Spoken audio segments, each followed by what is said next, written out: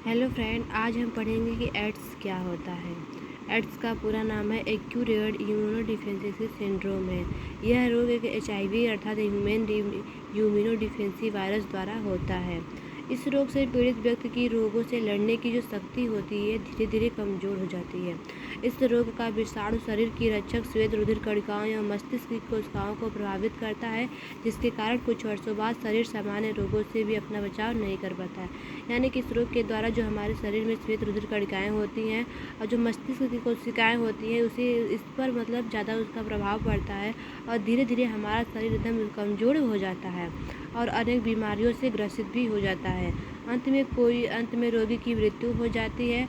Ads को red ribbon यानी कि चिन्ह के द्वारा हम व्यक्त करते हैं। एड्स से पीड़ित व्यक्ति को HIV धनात्मक कहते हैं, यानी कि जिस भी व्यक्ति को एड्स हो जाता है वह यानी कि उसके शरीर में धीरे धीरे यानी कि जो श्वेत रुधिर कणिकाएँ होती हैं और जो मस्तिष्क की कोशिकाएँ होती हैं, इन दोनों पर ज़्यादा उसका इस वायरस का प्रभाव पड़ता है और जिससे उस शरीर धीरे धीरे कमज़ोर हो जाता है और उस कमज़ोर होने के साथ साथ उस शरीर में कई प्रकार की बीमारियां उत्पन्न हो जाती हैं और जब अधिक प्रकार की बीमारियां उत्पन्न हो जाती हैं तो उससे उस रोगी की मृत्यु होने की आशंका ज़्यादा हो जाती है।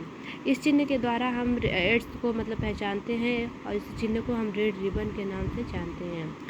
एड्स से जो व्यक्ति पीड़ित रहता है उसे हम HIV धनात्मक कहते हैं। इसके लक्षण है कि भूख न लगना, वजन में कमी हो जाना, ज्वर, त्वचा पर दरारें होना, थकावट, रोगों से लड़ने की क्षमता में कमी होना आदि ये सारे उसके लक्षण हैं। इसके रोकथाम के लिए HIV नामक विषाणु के शरीर में पहुंचने से मनुष्य एड्स से पीड़ित हो जाता है। यानी कि जो HIV नामक वायरस होता है वो जब मनुष्य के शरीर में जाता है तभी वह एड्स से पीड़ित होता है और एड्स एक जानलेवा बीमारी हो गई है जिसका आज तक कोई लाइलाज रोग यानी कि जिसका इलाज न हो। एड्स में विषाणु के प्रवेश करने से शरीर के रोगों के लड़ने की जो शक्ति होती है धीरे धीरे नष्ट हो जाती है।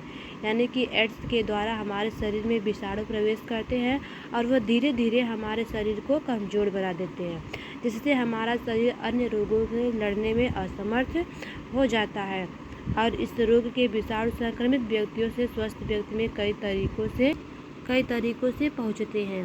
इनमें से मुख्य रूप से असुरक्षित यौन संबंध, रक्त आधान में संक्रमित व्यक्तियों के रुधिर को स्वस्थ व्यक्ति में यह चढ़ा देना, यानी कि इसके जो फैलने के तरीके होते हैं ये होता है कि यानी कि किसी व्यक्ति के साथ असुरक्षित यौन संबंध बनाना या फिर हम जब किसी रक्तदान करते हैं यानी कि किसी दूसरे व्यक्ति का रक्तदान जब एक व्यक्ति से दूसरे व्यक्ति के शरीर में ब्लड चढ़ाते हैं तो उस समय उसकी हम जाँच नहीं करते हैं या फिर जिस भी ब्लड से इंजेक्शन से उस रोगी का यानी कि एड्स के रोगों का उपचार किया गया है उस इंजेक्शन या ब्लड का हम यूज करते हैं तो उससे भी हमें ये रोग फैल जाता है।